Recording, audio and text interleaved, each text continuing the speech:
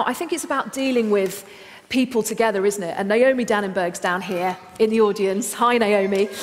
Now, you set up Ilkley Pandas, which, and everything that you do, you're based in Yorkshire, yes, is about dealing not just with a mum or a dad, it's about bringing everybody back together, isn't it? Yes, it is. We're here to support all parents, whether they're fathers or mothers, no matter what. Their gender, their ethnicity, their sexual preference, and I've got to say a big well done to the dads that are here today speaking out about postnatal depression, because I do feel that one of the issues is that they are like a key to unlocking permission for women to speak as well. So it is really, really important that men get a chance to speak out as well. Yeah.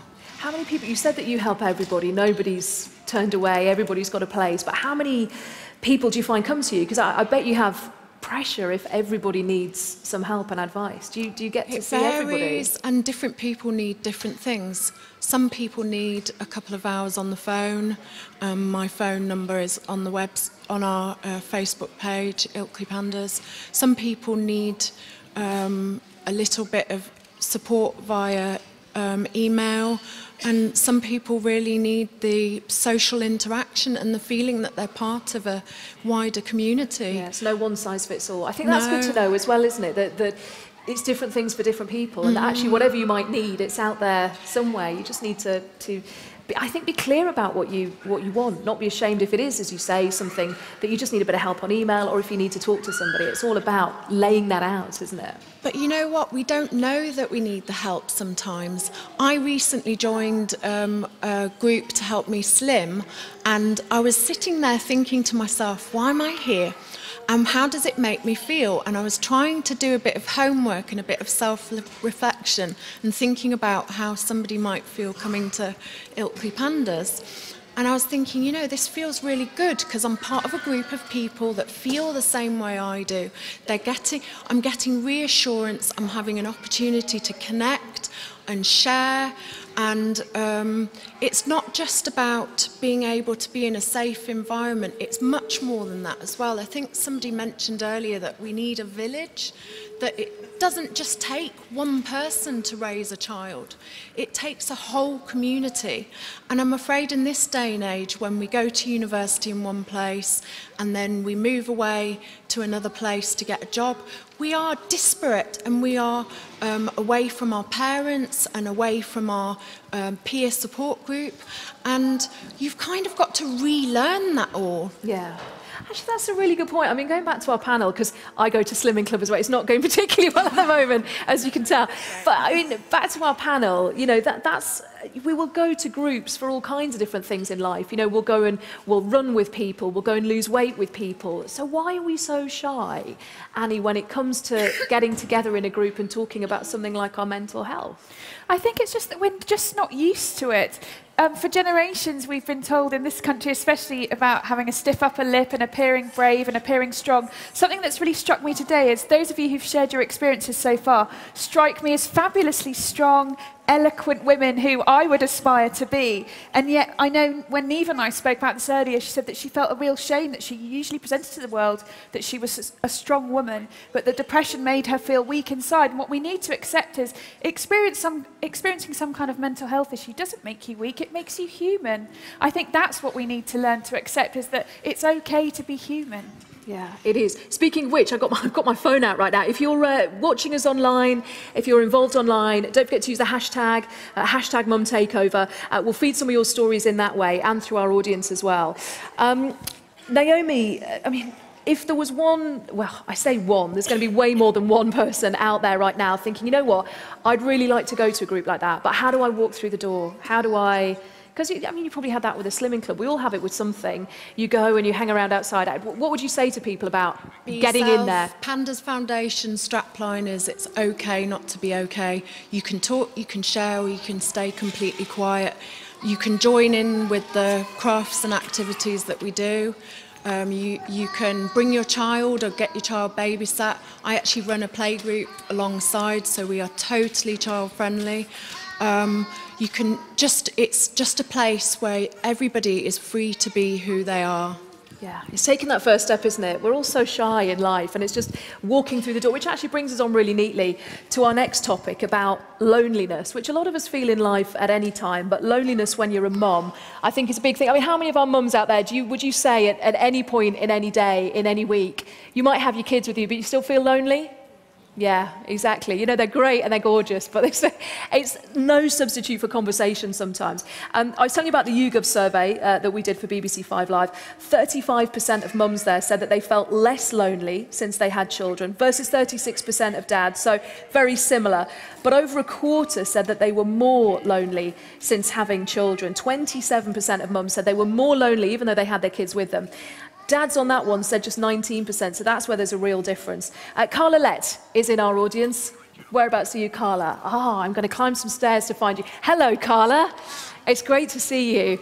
Now, tell us about your situation, because you started feeling that isolation, didn't you, after having your kids? I'll probably shake. My son was born 7 weeks early. I had something called placenta previa, so I kept having bleeds like every week in the lead up to my wedding and my son's birth. The week before my wedding, my dad had like a massive heart attack, so he couldn't walk me down the aisle. And then my son came 7 weeks early, so I had postnatal depression quite bad and anxiety.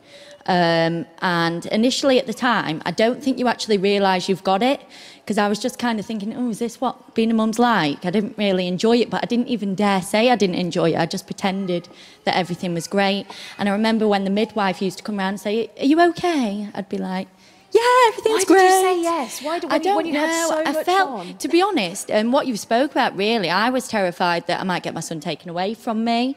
And I'm normally like quite a social and happy person, so I felt like I had to keep that persona up. And then behind closed doors, I was just a mess, really. I didn't sleep much at night. I was just worried all the time about death, to be honest. That, for some reason, I panic about death anyway. So the fact that me and my son came so close to death really worried me. Yeah.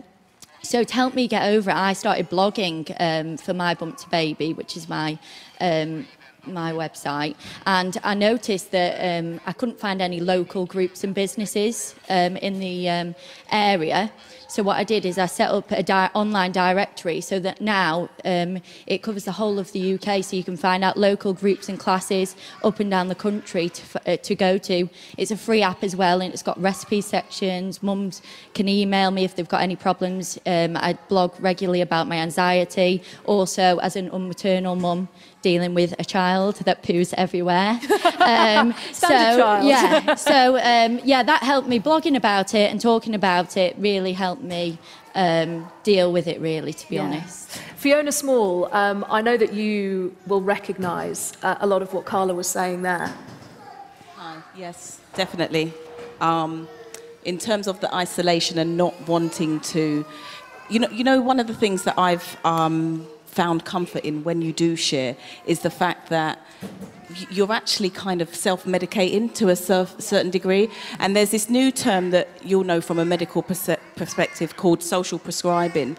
And it is very much something where, you know, you mentioned about the village. And when we as mums and as women come together and able to really share what's going on personally and build that network, because you had multiple different reasons going on, married, father, different things going on. And when you're able to kind of not only just, because advice is good, advice is really good, but who can help me is me.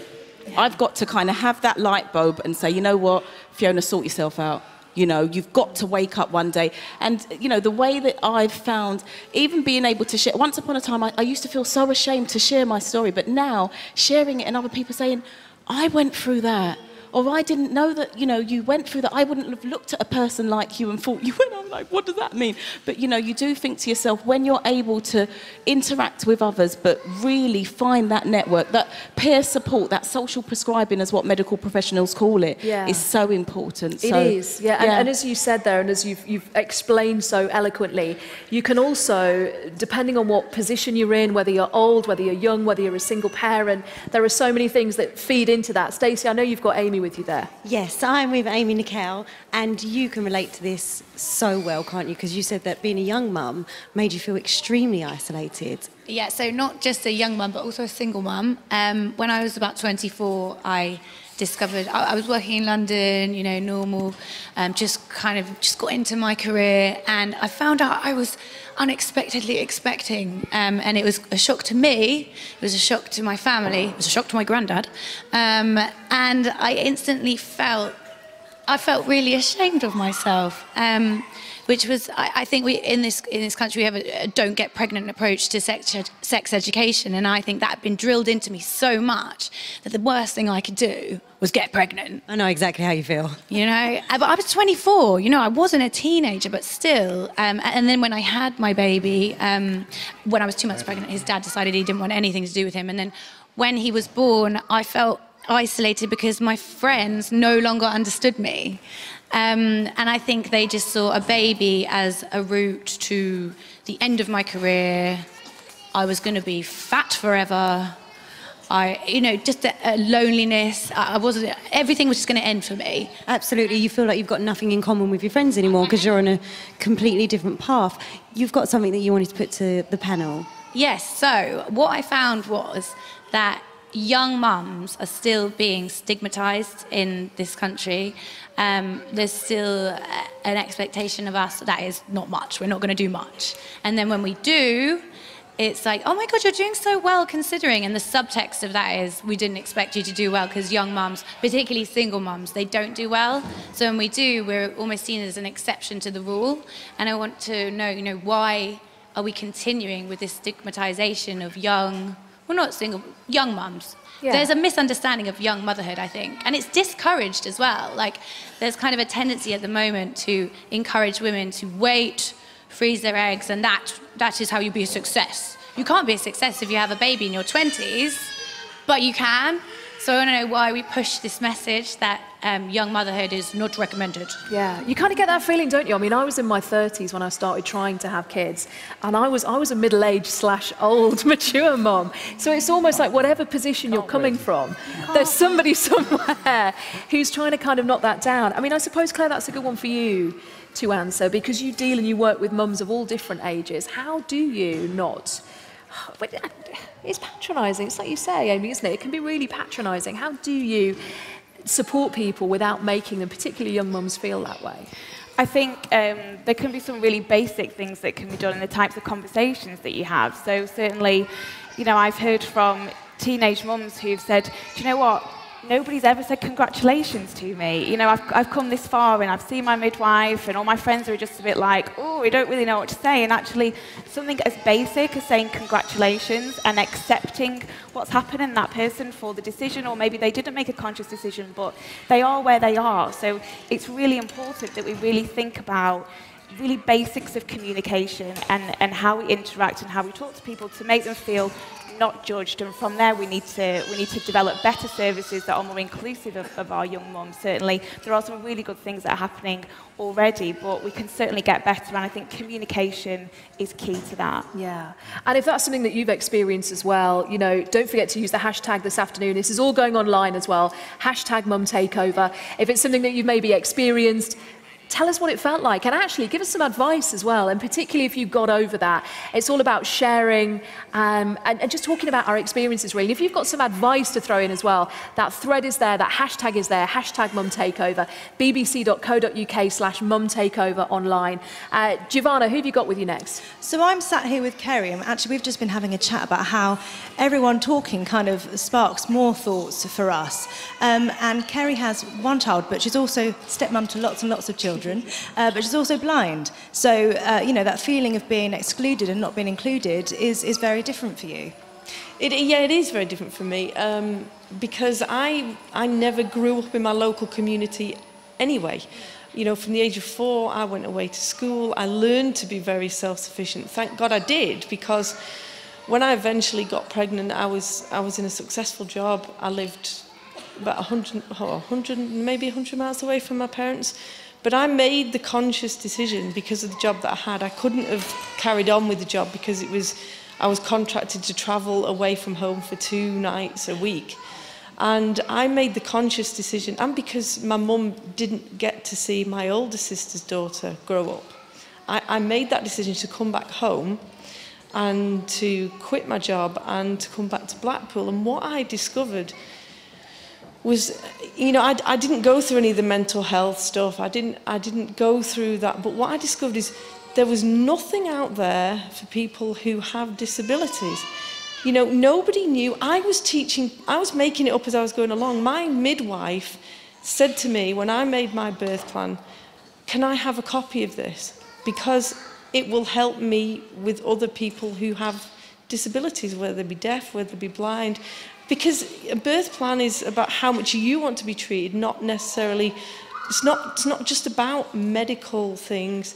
And I just, you know, I found that I basically, if I hadn't been so assertive and bloody-minded, I would have been really isolated, and nobody would have been able to tell me what to do because nobody knew what to do with a person with a disability. And people focus so heavily on parents who have kids with disabilities, and this is how I got into all this. I just got this tweet one day from somebody from the BBC, and they were, "We need to talk to you at this summit," because, and I was like, well, what did I do? And it turns out what I did was I said, you know, what about mums and dads with disabilities? You all talk and you focus so heavily on what it's like to have a kid with a disability and what it's like to be a parent with a mental health issue or postnatal depression. But I hear very little about parents with disabilities, about groups for parents with disabilities. If the internet hadn't have been around and I hadn't known people, you know, close friends that lived far away, because we went to school, you know, from all over the country, I got some of my best tips from online. And what would you like to ask the panel today? You know, what are you doing to support people out there with disabilities? What are you doing? People make a lot of assumptions. You know, what resources are there? Because Alan, why don't you take this one, Alan? Because a lot of what you're doing is pushing people in the right direction, isn't it? Yes. Specifically with regard to disabilities, we mustn't forget that mental health problems can also be a cause of disabilities. So very traditionally, we think about physical health problems causing disability, but people with mental health problems quite often can't even get out of bed, can't get dressed, can't get out of the house. So I think it's important that we look at disability across its breadth. But I think a key point is that people with disabilities have very individual needs, whatever type of disability it is. So it's really important to surround ourselves as best we can with a network of people to help and support us, just friends and family, and then to seek professional help without any sense of shame. And it's easily said, but difficult to do, but maybe our friends and family can support us to seek the help that we need. Yeah. And at some point in our lives, all of us need help from other people. And when we're parents, particularly at the very beginning of that journey, all of us need some help sometime. So we shouldn't be ashamed, whatever the reason, whatever the cause, to get that help. Yeah, Kerry's helped me already today, actually. We've got, mums, if you haven't used it yet, on the way in, we've got a fantastic listening booth set up where you can sit down. You don't need to have any experience, any knowledge of anything, really. There are 2 seats, one for the helper, one for the helped, and you can just sit down and have a chat. And sometimes it's like you say, just getting that support from another mum. You know, Kerry's daughter's older than mine, so she's already given me some good advice about relaxing and not being so anxious about things. Thank you for all your comments as well on social media. Keep using the hashtag #MumTakeover. Ellie has talked about, we were talking about clinical issues as well. Postpartum psychosis, says Ellie, is terrifying for all. And when it's over, you're left with the fear that you've damaged your kids forever. Michelle says, take one day at a time. Self-care is important, and finding your support circles, exactly what we're saying there, isn't it? With the right help and support, you can and will get better. Thank you to Tracy Marsden, who says, listening to some amazing experiences from women on 5 Live, Mum Takeover. Time to talk, reduce the stigma, and share the stories. And thanks to Dad UK as well, who says, calling all dads, tune into 5 Live right now for the Mum Takeover. The most important thing that we should be doing as dads is supporting our partners. So it's crucial that we understand what they're going through. So do keep those coming on the hashtag #MumTakeover, bbc.co.uk/. Mum Takeover for all of these stories, advice, videos, photos, anything that you might need, you'll find on there. Let's head back into our audience. Aisha Ali Khan is here from the Asian Mums Network. Aisha, whereabouts are you? Let me scan our audience. Hi. I see you over there. You're talking to Rochelle. Yes. Tell us about your experience. My son is now 14 years old, and believe me, it does not get easier as they get older. When I was expecting my son, he was born premature, and then he had literally a year of just severe eczema. And I was a new mom. All my friends were at university. They were students. They were going out and having a good time. And I was stuck at home with this little baby crying throughout the day, throughout the night. And I was incredibly isolated. And I felt that I couldn't even speak to any of my family members because it was just so difficult to articulate what I was going through. Because like most mums here, I didn't realize I was actually suffering from depression. And when I did try to speak to my family members, I was kind of told off. I was told that I was ungrateful, that I should be grateful I've got a gorgeous little baby boy who's healthy, and I'm just being a drama queen, I'm just attention seeking, and God will punish me for being so ungrateful. So when I first tried to speak out, I just got slapped down straight away, and that was it. I did not speak out. You're brave enough to speak out, and then it doesn't get received very well. Then that's very difficult. And what I discovered was when I did try to speak to a couple of the professionals, doctors and midwives, the doctors just gave me, just said, look, just go on antidepressants, you'll be fine. Just give it 6 months, you'll be back to normal. Obviously, I didn't want to because I just had heard so many horror stories about antidepressants and becoming addicted.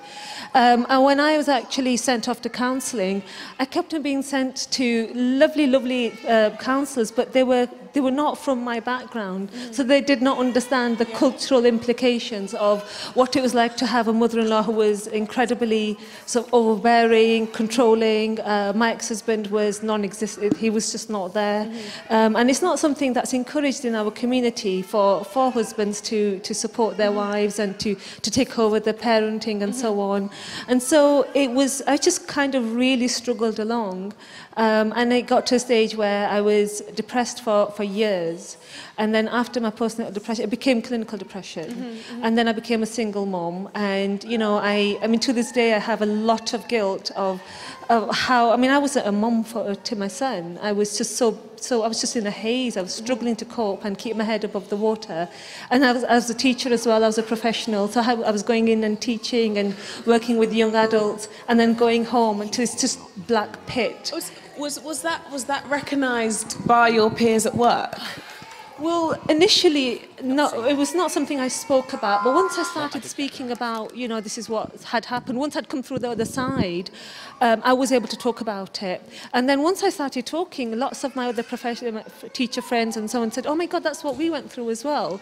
But it took for me to actually get to the other side and to then look back and reflect.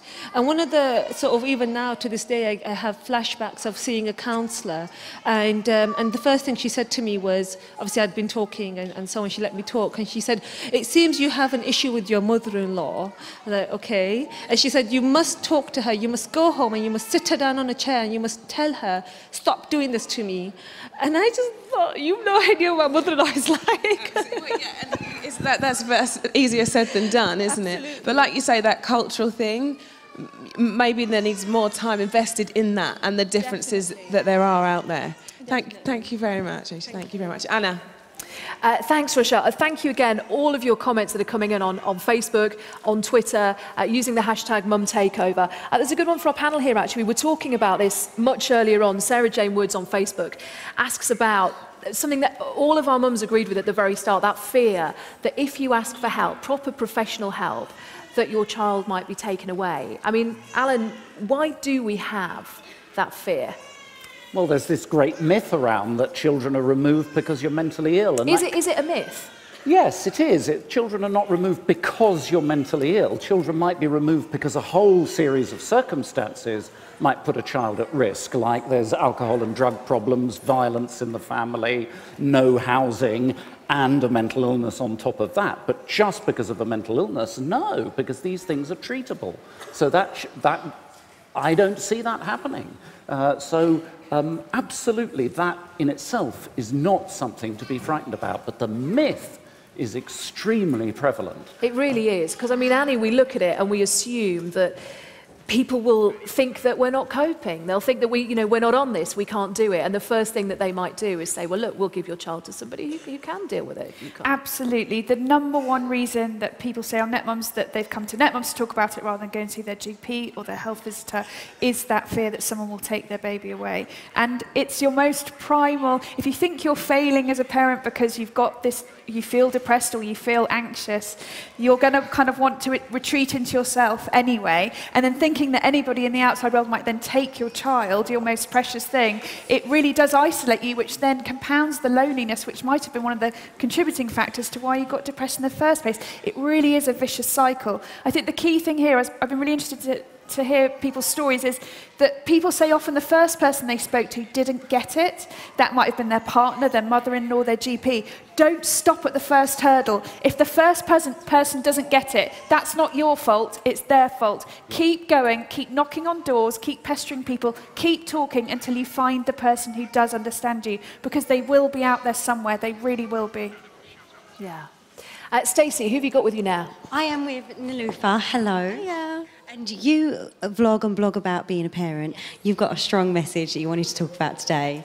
Yeah, so with being Asian background, the whole parenting, following what Aisha was saying, it's very difficult for Asian mums to come out about being like mentally depressed and everything like that. So I just wanted to know what could be done by you guys or anyone in the higher organisations to make it seem more comfortable for mums to come out about their mental health. Asian mums, definitely. Yeah. Neev, you were nodding at me through that. Yes, I am an Asian mum. No, I think culturally there is a lot of pressure when you even just get married in our culture. There's a lot of pressure before you get married to get married, and then it's like, when are you having the children? And there is just this kind of microscope that the family put over you. In India, traditionally, there is like a 40-day rule. So once a child is born, the mother will move in with their mother-in-law, typically, and live there for 40 days to get as much support as possible. All her meals are made for her. You know, it gives the mum a real time to recover from the birth and whatever those circumstances were. Now, in my case, I'm Indian, my parents are Indian, I married an Englishman. My mother-in-law is extremely supportive, but very chilled out. She's not very overbearing at all, so I was very fortunate. I actually leaned on my mother for support and ended up moving back home for a while after I'd had a C-section and wasn't bouncing back the way some mums incredibly do. The thing is, in our culture, that there is so much pressure and there is stigma because we don't talk about being depressed. It's not the done thing. You'll never really see a lot of Asians on TV, you know, on Jeremy Kyle and shows like that talking about their problems. We just don't do it. It's just not done. But I think the best thing that we can do is the things that you're doing. You're setting up these amazing forums and amazing blogs, and you're telling all of the mums out there that it's okay. I think it's a generational issue. I think it's because our parents are kind of old school in their thinking.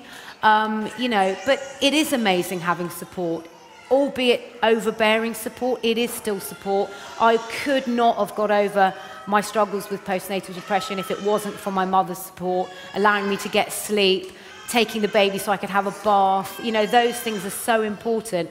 It's just, if it's overbearing, it can be hard to deal with. You just got to make your decisions as a parent and stick to them.